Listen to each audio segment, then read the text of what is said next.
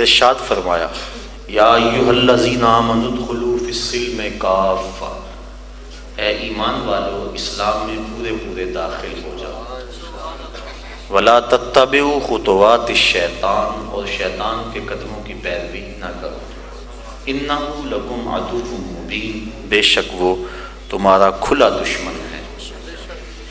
اہل ایمان کو اسلام میں داخل ہونے کی دعوت دی جا رہی ہے۔ یہ بظاہر حصول حاصل دکھائی دے رہا ہے، جو چیز پہلے ہی موجود ہو اس کا مطالبہ حصول حاصل کہلاتا ہے۔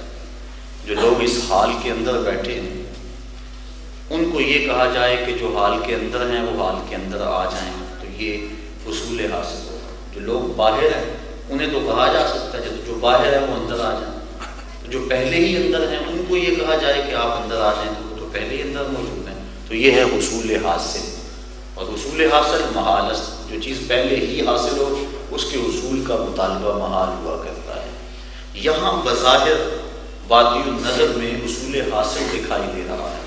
ایک اور دوسرے مقام پہ بھی فرمایا یا ایھا الذین آمنوا آمنوا باللہ ورسولہ، اے ایمان والو اللہ اور اس کے رسول پر ایمان لاؤ۔ تو یہاں بھی یا ایھا الذین آمنوا، اے ایمان والو، ادخلوا فی السلم، اسلام میں داخل ہو جاؤ۔ تو اہل ایمان کو یہ کیوں کہا گیا ہے؟ امام رازی نے، دیگر مفسرین نے اس پر گفتگو فرمائی اور 4-5 اقوال نقل فرمائے۔ ایک تو یہاں سے اہل تورات، اہل زبور اور اہل انجیل مراد، اے زبور، انجیل اور تورات پر ایمان لانے والوں، اب مصطفیٰ کریم قرآن لے کر آئے ہیں، اب اسلام کے دامن میں آ جاؤ۔ ایک تو یہ ہے، اگر یہ اس کا مفہوم بیان کیا جائے تو حصول حاصل کا جو اعتراض پڑتا ہے وہ ختم ہو جاتا ہے۔ اجمال و تفصیل کا علاقہ بھی واضح بیان کیا، اے مجمل ایمان لانے والوں، مفصل ایمان لے، اے دعوی ایمان رکھنے والوں، سر سے لے کر پاؤں تک اسلام میں آ جاؤ۔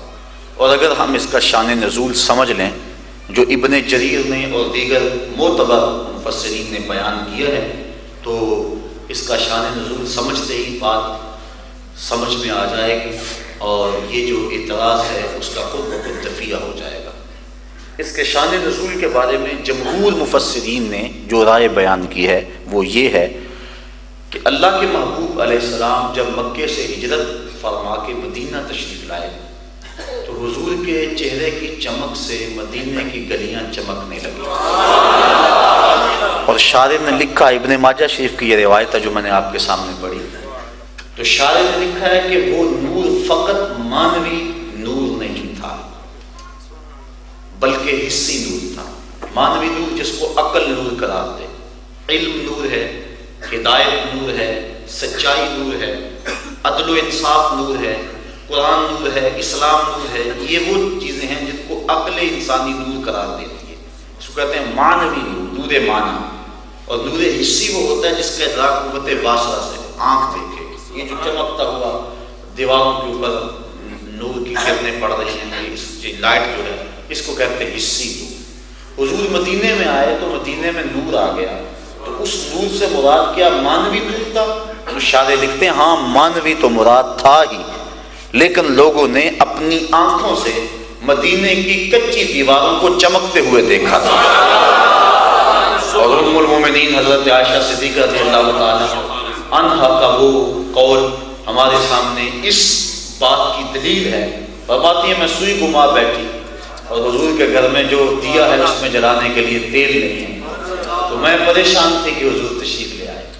تو جب حضور تشریف لے آئے تو پھر آقا کریم مسکرائے، پھر ہوا کیا فَتُبُيَّنَتِ الْعِبْرَةُ بِشُعَاعِ نُورِ وَجْهِهِ، تو حضور کے چہرے کی چمک سے میری گمی ہوئی سوئی مل گئی، ایسی روشنی ہوئی، ایسے اجالے ہوئے۔ تو جب حضور مدینہ شریف تشریف لائے تو مدینے کی گلیاں حضور کے انوار سے چمکنے لگی، اور شاعر نے لکھا کہ یہ نور حسی تھا، لوگوں نے اپنی آنکھوں سے حضور کے چہرے کا عکس دیواروں پہ پڑتے ہوئے دیکھا تھا۔ اب آنے والا بڑے تم تراک سے، شان و شوکت سے، پروٹوکول سے، اعزاز و تکریم سے آیا تھا، تو آنے کی دہائی مچی تھی، کہیں طالع البدر علینا کی صدائیں تھی، کہیں معصوم ننھی بچیاں تھی دف بجاتی تھی، رسول پاک کی جانب اشارے کر کے گاتی تھی اور کہتی کیا تھی؟ ہم ہیں بچیاں نجار کے عالی گھرانے کی، چھوٹے گھر کی نہیں ہیں، بڑے گھر کی ہیں۔ نبی کے آنے کی خوشیاں منانے والے بڑے لوگ ہوتے ہیں۔ وہ کہتی ہیں ہم ہیں بچیاں نجار کے عالی گھرانے کی، اور کیوں گیت گا رہی ہیں آج؟ خوشی ہے آمنہ کے لال کے تشریف لانے۔ کتاب الہجرہ، مسلم شریف، دیگر آپ جگہوں پہ دیکھ سکتے ہیں کہ حضور کے آنے کا منظر کیا تھا اور کیسا ماحول تھا، کیسے چہروں پہ خوشیاں تھیں، اور صحابہ کس انداز کے ساتھ ینادون یا محمد یا رسول اللہ، کس انداز سے یہ نعرے لگا رہے تھے۔ طلع البدر علینا کی صدائیں کیسی تھیں، اور جب حضور علیہ السلام وداع کی کالی پہاڑیوں کی اوٹ سے نکلے تو یوں لگا جس طرح کالے سیاہ بادلوں سے چاند چڑھایا گیا۔ تو وہ جو منظر تھا فی البدیع شان تھے، اور کمال ہو گئے انہوں نے جس انداز سے استقبال کیا، اور پھر حضور کی ناکہ کے پیچھے پیچھے، اور ہر بندہ اپنا گھر سجا کے بیٹھا ہوا، اور حضور کی جب ناکہ اس کے گھر کے قریب گزرتی ہے تو آگے بڑھ کے دست بست عرض کرتا ہے ہلما الینا یا رسول اللہ الی العدد والعدۃ والمنع، حضور ہمارے گھر آ جاؤ نا، ہم نے گھر سجایا ہوا ہے، صفائی کی ہوئی ہے، دالان کھلے کھلے ہیں، ہمارے افراد بھی کافی ہیں، اسلحہ بھی ہمارے پاس ہے، کوئی حملہ کرے گا منہ توڑ جواب بھی دیں گے، ہم آپ کی جان کی حفاظت بھی کریں گے، آ جائے نا ہمارے گھر۔ اب آقا کریم کس کا دل توڑتے؟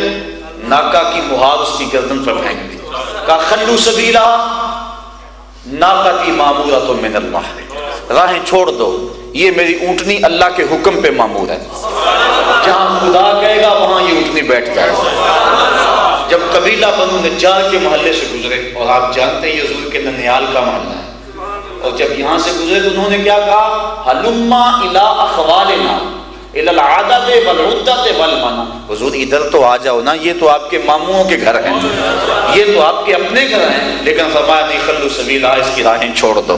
پھر ہوا کیا؟ نیویں آدھا پرونا ہے میرا دلی، کوٹھیاں تے چڑھے ویکھ دے رہ گئے۔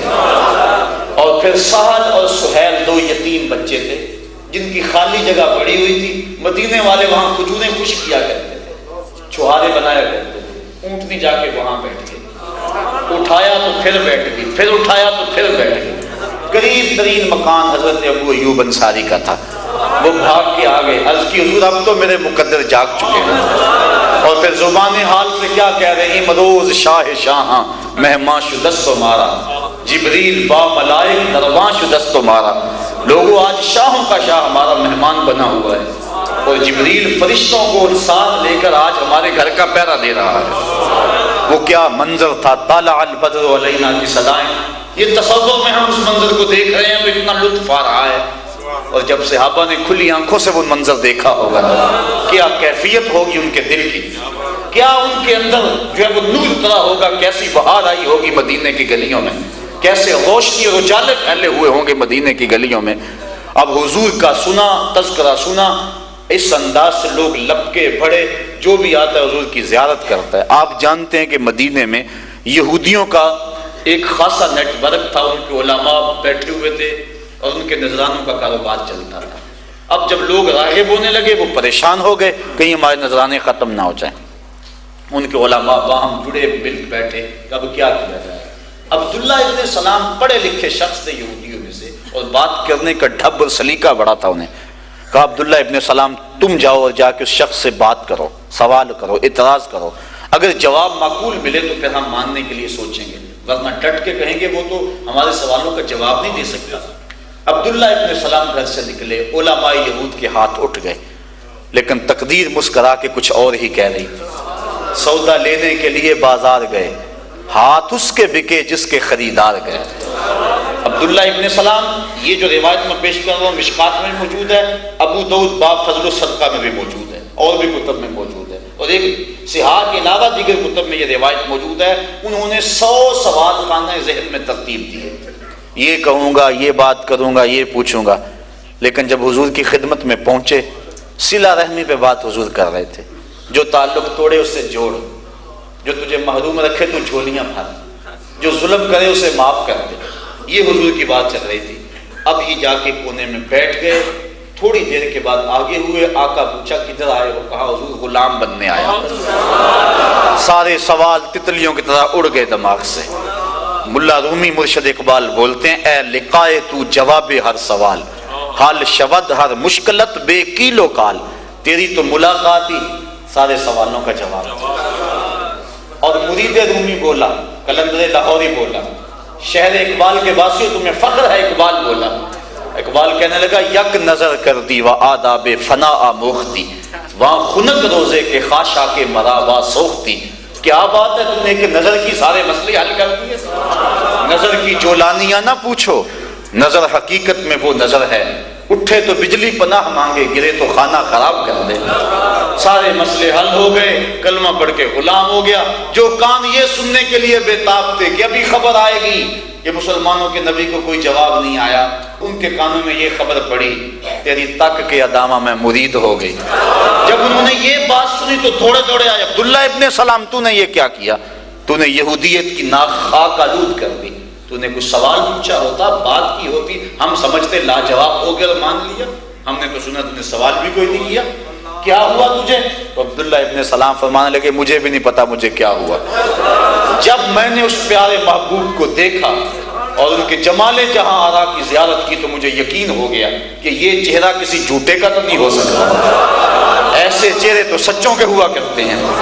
اب عبداللہ ابن سلام اسلام لے آئے، وہ اسلام لائے تو ابن یامین بھی ایمان لے آئے، وہ ایمان لائے تو ان کے ساتھ اور بھی اسد، اسید اور شعبہ کتنے لوگ تھے جو ایمان کی دولت سے مالا مال ہو گئے۔ اب کافی یہودی ایک ٹولی بن گئی جو ایمان والوں کی یہودیت سے ادھر آئی تھی۔ اب آپ جانتے ہیں کہ یہودیت کے اندر اونٹ کا گوشت نہیں کھایا جاتا، وہ کہتے ہیں یہ مکروہ ہے، اور دودھ بھی نہیں پیتے اونٹ کا۔ اسی طرح ہفتے کے دن کی وہ تعظیم کرتے ہیں۔ اب اسلام نے اونٹ کے گوشت کو واجب قرار نہیں دیا، طبیعت مانتی ہے، مزاج میں آتا ہے تو کھا لو۔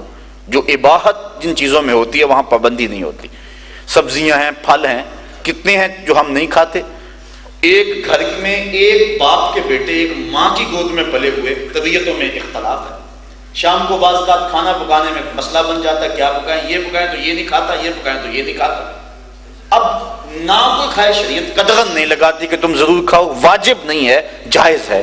اونٹ کا گوشت اگر کوئی نہیں کھاتا، ہم میں سے کئی لوگ ہیں جنہوں نے چکھ کر بھی دیکھا ہوگا، اسلام پابند نہیں کرتا۔ اونٹ کا دودھ اگر کوئی نہیں پیتا تو کوئی بات نہیں، اسلام پابند نہیں کرتا۔ لیکن عبداللہ ابن سلام نے اس ذہن سے اونٹ کے گوشت کو قصداً ترک کیا کہ چونکہ اسلام میں واجب نہیں اور جس دین کو ہم چھوڑ کے آئے ہیں اس دین میں اس کا گوشت کھانا، دودھ پینا مکروہ تھا، لہذا ہم نے ضرور کھانا ہے۔ اس لیے انہوں نے اس نیت سے اونٹ کا گوشت کھانا ترک کیا۔ بلکہ ایک روایت میں ہے کہ انہوں نے حضور سے عرض بھی کی، حضور ہم دو شریعتوں پر عمل کرنے کی طاقت رکھتے ہیں، ہم دین مصطفیٰ پہ بھی عمل کریں، دین موسیٰ پہ بھی عمل کریں، ہم طاقت رکھتے ہیں اس بات کی۔ جب انہوں نے یہ عمل کیا اس خیال سے کہ یہودیت کی وہ ریت اور رسم جو میں مدتوں سے ادا کرتا آیا ہوں اور بچپن سے کبھی نہیں کھایا، اب ضرور کھانا ہے میں نے، تو اللہ تعالیٰ نے یہ آیت کریمہ نازل فرمائی جو میں نے آپ کے سامنے تلاوت کی، یا ایھا الذین آمنوا ادخلوا فی السلم کافہ، اے ایمان والو اگر اسلام لائے ہو تو پھر پورے پورے آؤ۔ اس چمن میں پیروے بلبل ہو یا تلمیذ گل، حضرت اقبال کہتے ہیں اس چمن میں پیروے بلبل ہو یا تلمیذ گل، یا سراپا نالا بن جا یا نوا پیدا نہ کر۔ اگر اسلام لائے ہو تو سر سے لے کر پاؤں تک تمہیں اسلام میں آنا ہوگا۔ اور آگے کیا کہا، وَلَا تَتَّبِعُوا خُطُوَاتِ الشَّيْطَانِ، شیطان کے قدموں پہ نہ چلو، جو تمہیں کہتا ہے دونوں راستے ٹھیک ہیں۔ حضرت عمر فاروق رضی اللہ تعالیٰ عنہ کو تورات پڑھنے سے منع کر دیا، کتاب تو وہ بھی اللہ کی، لیکن کہا کہ اس نرغے میں نہ آنا، اس چال میں نہ آنا۔ جو مریض دو ڈاکٹروں سے، حکیموں سے بیک وقت دوائی لیتا ہے اسے شفا ملے، صبح ڈاکٹر کی دوا لے لیتا ہے، دوپہر کو حکیم کی پڑیا کھا لیتا ہے، اور شام کے وقت کسی سنیاسی کی دوا کھاتا ہے، اس کا مزاج ٹھیک ہوگا۔ اور ڈاکٹر کو پتا چلے کہ یہ ایک ٹائم میری خوراک کھاتا ہے، دوسرے دو ٹائم دوسرے ڈاکٹروں کی کھاتا ہے، تو وہ غیرت مند ڈاکٹر گوارا کرے گا، کہے گا میاں ان سے ہی لے۔ اگر میرے سے لینی ہے تو پھر سر سے لے کر پاؤں تک جو ہے وہ میرے ہی عمل کے مطابق تمہیں چلنا ہوگا۔ شریعت یہ اجازت نہیں دیتی کہ کلمہ مصطفیٰ پہ پڑھے اور باقی شریعتوں پر بھی عمل کرے، وہ شریعت منزل من اللہ ہے، ان میں شک نہیں، لیکن جب تم نے اسلام کو قبول کر لیا اور اسلام صاحب کا جملہ ادیان کا ناسخ ہے، لہٰذا غیرت ہے اسلام کی کہ جب تم میرے ہو گئے ہو اب کسی سمت تم نے نظر اٹھا کے نہیں دیکھنی، تمہارے گھر میں کمی ہے کہ کسی اور طرف جاؤ، آقا جی میں تیرا ہو کے خیر منگا در در مریل کتا کیوں اخواما ایٹے بختہ وردہ، تو جب میں ہوں آپ کا تو پھر اور کسی سمت نظر اٹھا کے کیوں دیکھوں، یہ شریعت نے منع کر دیا اور اس سائز سے شریعت کا مزاج ہماری سمجھ میں آ گیا۔ اب عبداللہ ابن سلام اور ان کے اصحاب کو پابند کیا گیا اور کوئی اونٹ کا گوشت کھائے نہ کھائے تمہیں کھانا ہوگا، تاکہ یہودیت کی جس رسم کا احترام تمہارے ذہن میں ہے وہ چور چور ہو جائے، اور سر سے لے کر پاؤں تک اسلام نے کہا تم داخل ہو جاؤ۔ اب اس زمن کے اندر بہت کچھ دیکھا جا سکتا ہے۔ یوم عاشورہ کا روزہ شریعت اسلامیہ کے اندر بڑا محمود روزہ ہے۔ حضور تشریف لائے جب مدینہ شریف، دیکھا کہ یہودی 10 محرم کا روزہ رکھتے ہیں عاشورے کے دن کا، حضور نے فرمایا کیوں رکھتے، انہوں نے بتلایا کہ اس دن قبطیوں کو نجات ملی تھی، حضرت موسیٰ علیہ السلام درائے دین سے اپنی قوم کو لے کے پار گئے تھے، ہم اس خوشی میں رکھتے ہیں۔ فصام رسول اللہ صلی اللہ علیہ وسلم وامر بصیامہ، حضور نے خود بھی روزہ رکھا اور اپنے اصحاب کو بھی روزہ رکھنے کا حکم دیا، لیکن ساتھ یہ بھی تاکید کی کہ صرف 10 کا نہیں، ساتھ یا 11 کا ملا لو یا پھر 9 کا ملا لو، تاکہ یہودیوں سے تمہاری عبادت کا فرق محسوس ہو، ان سے مشابہت پیدا نہ ہونے پائے۔ داڑھی سنت ہے، ہر نبی نے داڑھی رکھی ہے، ہر نبی کی سنت ہے۔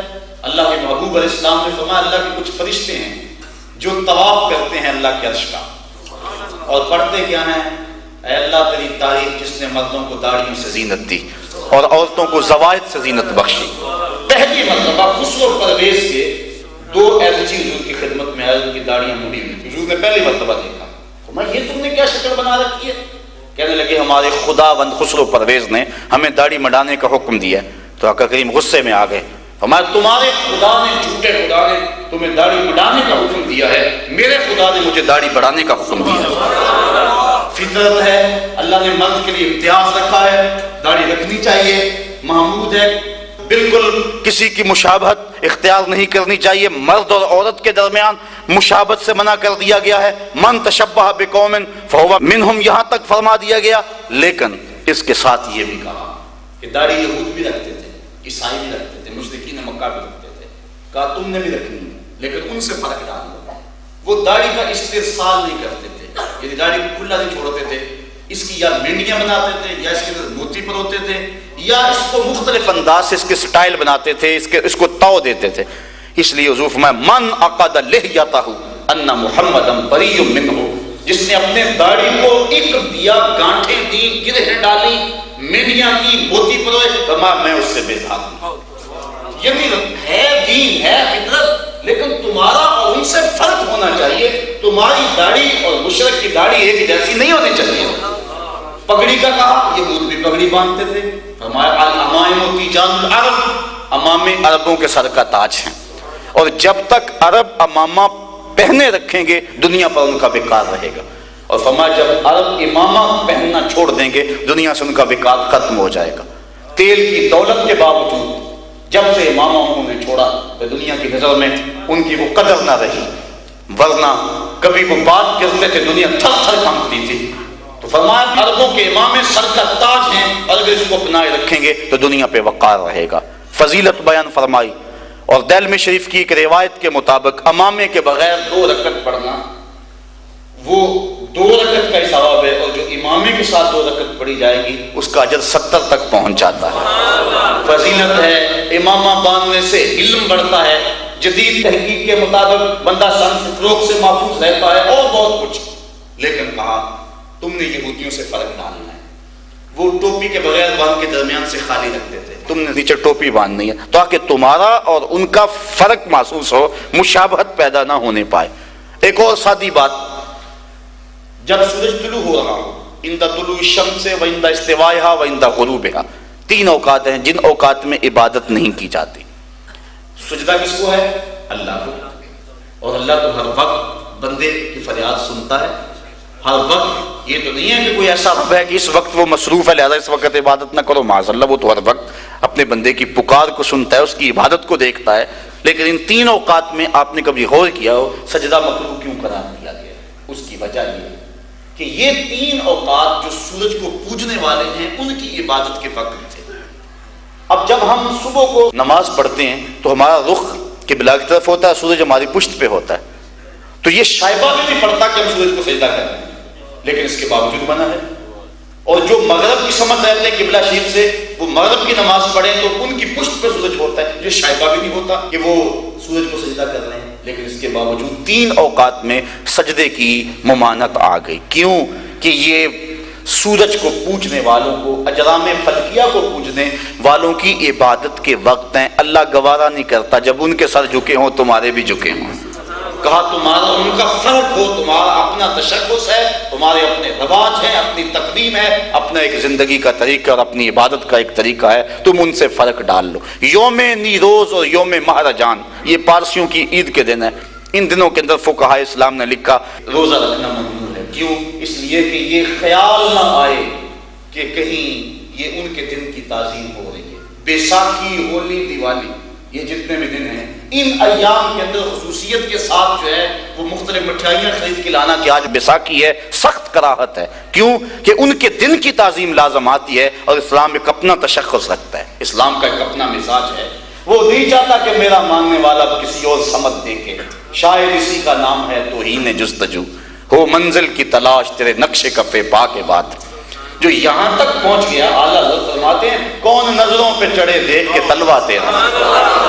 بعض نسخوں میں یہ لکھا ہے کون نظروں میں جچے دیکھ کے تلوا تیرا. لیکن پروفیسر منیر الحق کافی بیل پوری یہ کلام اعلیٰ حضرت کے نقاد ہیں اور میرے بڑے دوست ہیں، وہ یہاں کہا کرتے ہیں، وہ کہتے ہیں کہ جچے تو وہ جو پہلے چڑھے نظروں میں.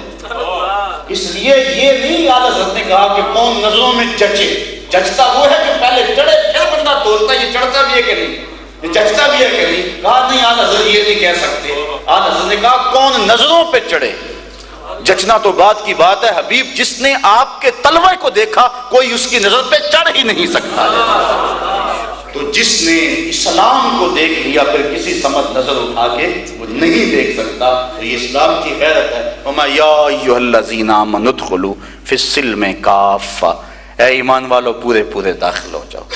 اب آپ ویلنٹائن ڈے کو دیکھ لیں یا بسنت کو دیکھ لیں یا مدر ڈے یا مختلف جو مغرب کی طرف سے ہمارے معاشرے میں آ رہی ہیں، اور ہم جو ہیں وہ اس کو قریب سے اس کو اپنا کر اپنے آپ کو پڑھا لکھا اور روشن خیال ثابت کرنے کی کوشش کر رہے ہیں. ذرا غور کرو اسلام کا مزاج کیا ہے. وہ تو کہتا ہے داڑھی بھی رکھو تو ان سے فرق ہو، پگڑی بھی باندھو ان سے فرق ہو، سجدہ بھی کرو ان سے فرق ہو، قیام بھی کرو ان سے فرق ہو، روزہ بھی رکھو جو خالص عبادتیں ہیں وہ بھی اگر کرو تمہاری ان کے ساتھ مشابہت نہیں ہونی چاہیے. وَارْكَعُوا مَعَ الرَّاكِعِينَ کہا گیا، وَاسْجُدُوا مَعَ السَّاجِدِينَ کیوں نہ کہا گیا؟ قرآن پڑھیے، قرآن میں کہیں نہیں ہے سجدہ کرنے والوں کے ساتھ سجدہ کرو. یہ فرمایا گیا رکوع کرنے والوں کے ساتھ رکوع کرو. تو علماء نے اس کی تفسیر میں لکھا اس لیے کہ چونکہ وہ جو یہود تھے ان کی نماز میں رکوع نہیں تھا، اس لیے کہا تم رکوع کرنے والوں کے ساتھ رکوع کرو، سجدہ کرنے والوں کے ساتھ سجدہ کرو. یہ نہیں کہا تاکہ تمہارا ان کا فرق ہو. عبادت کے کھڑے ہونے میں فرق ڈالا، عبادت کے لہجے میں فرق ڈالا، سجدے کے انداز میں فرق ڈالا، روزے میں فرق ڈالا، پگڑی سے لے کر داڑھی تک. اسلام نے ایک ایک لباس سے لے کر وضع قطع تک، اٹھنے سے لے کر بیٹھنے تک کہا کہیں تمہارا ان کا جوڑ میل نہ ہو جائے. کوئی انہیں دیکھ کر تمہیں یہودی نہ سمجھ لے، تمہیں دیکھ کر تمہیں عیسائی نہ سمجھ لے، تمہیں دیکھ کر تمہیں کوئی اس طرح کا بندہ نہ سمجھ لے. تم اسلام والے ہو. میرے حضور استاذ المکرم فرمایا کرتے تھے تمہیں نہ شناختی کارڈ پیش کرنا پڑے کہ ہم مسلمان ہوتے ہیں، نہ پاسپورٹ پیش کرنا پڑے کہ یہ دیکھو مذہب کے خانے میں اسلام لکھا ہے، اور دیار غیر میں مر جاؤ تو تمہاری پہچان کے لیے اور طریقہ اختیار کرنا پڑے کہ یہ مسلمان ہے یا کچھ اور ہے، تمہاری شلوار بھی نہ اتارنی پڑے. آپ فرمایا کرتے تھے کہ تمہاری شکل، صورت، وضع قطع، اٹھنا بیٹھنا، چلنا پھرنا ایسا ہو تم دور سے آ رہے ہو، لوگ کہیں محمد عربی کا غلام آ رہا ہے. وَيَا أَيُّهَا الَّذِينَ آمَنُوا ادْخُلُوا فِي السِّلْمِ، یہ قصہ کہانی نہیں قرآن ہے. اے اسلام والو اگر آئے ہو تو پھر پورے پورے، آدھا تیتر آدھا بٹیر، یہ نہیں ہے۔ کہتے جی دنیا بھی تو رکھنی ہے، مومن کی تو دنیا بھی دین ہوتا ہے۔ التاجر الصدوق مع الانبیاء یوم القیامہ، سچا تاجر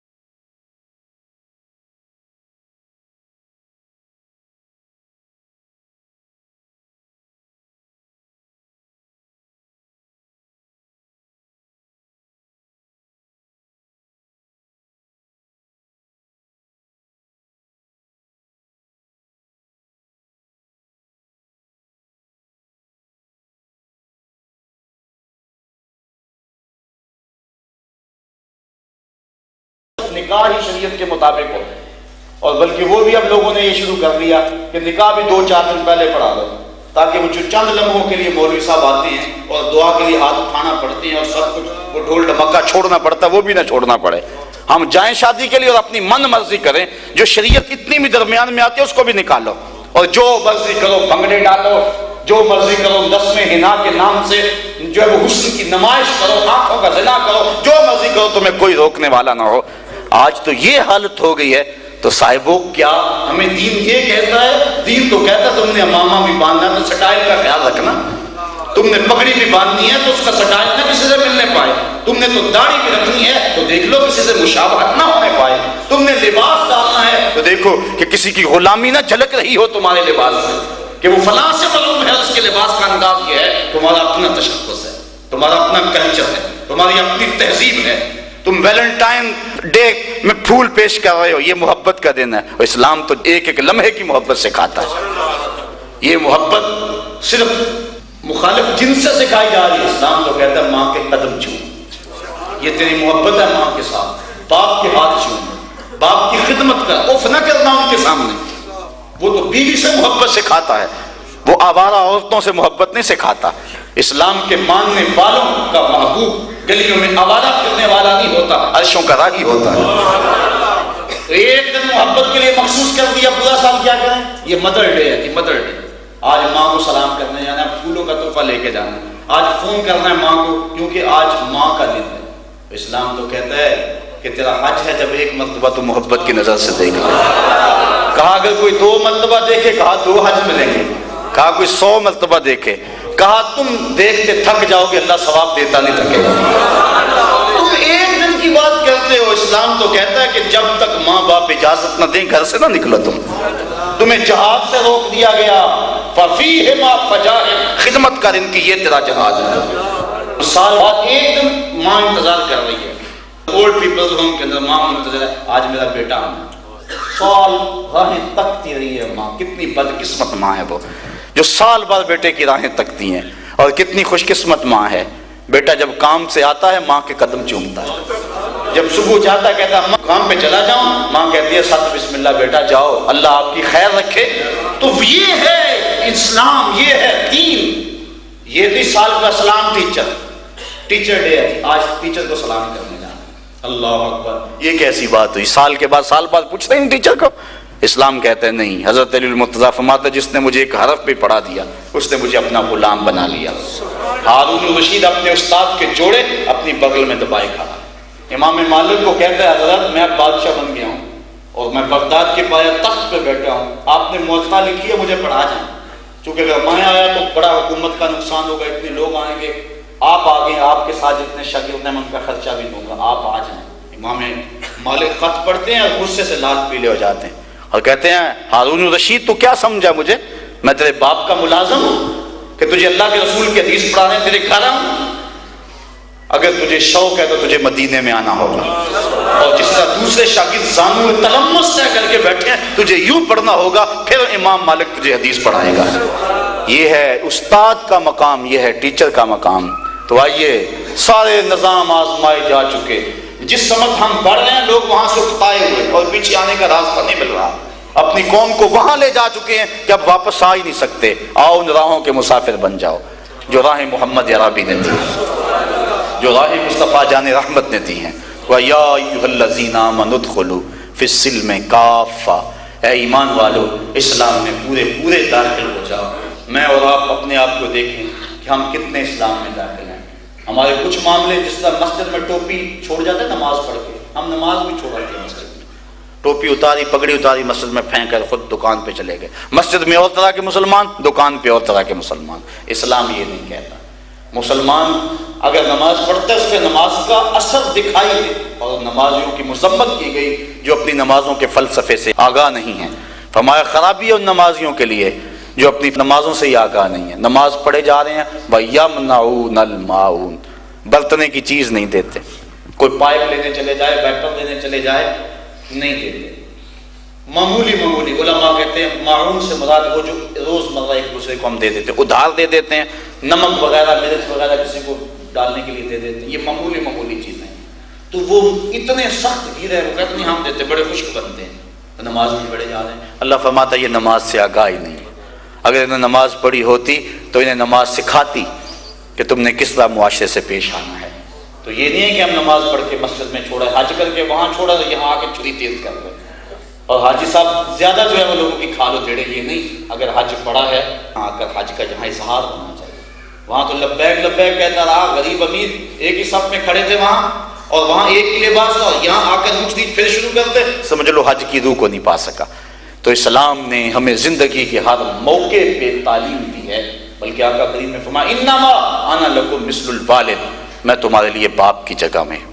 اگر تم میں سے کوئی استنجا گاہ میں جائے تو اپنا بایاں قدم آگے رکھے، یعنی یہاں تک حضور نے امت کو تعلیم دی